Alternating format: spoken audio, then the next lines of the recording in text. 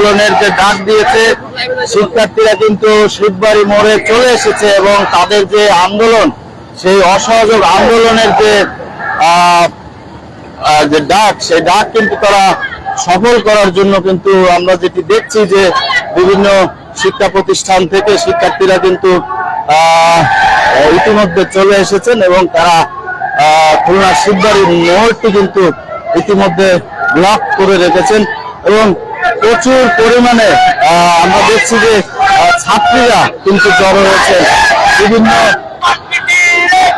তারা কিন্তু লিখছেন, তারা ফেস্টুন লিখছেন, তারা কাগজ লিখছেন,